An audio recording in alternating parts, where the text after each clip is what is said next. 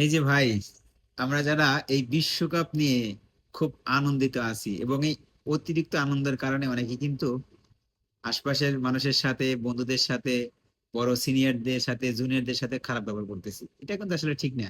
এই বিশ্বকাপ হয়তো সর্বোচ্চ আর 10 দিন আছে, তারপরে কিন্তু বিশ্বকাপটা শেষ হয়ে যাবে।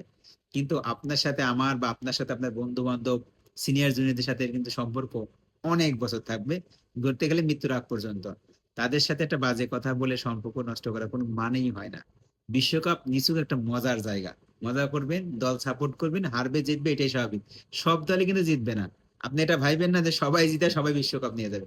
একটা দলে বিশ্বকাপ নেবে, যে ভালো খেলবে সে জিতবে, এটাই স্বাভাবিক।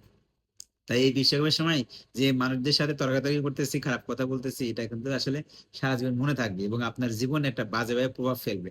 চেষ্টা করবেন এখান থেকে সবসময় বিরত থাকতে। আর হার জিত প্রত্যেকটা খেলাতেই থাকবে। তো সেটাকে মেনে নেওয়ার মতো মন মানসিকতা সবারই থাকতে হবে।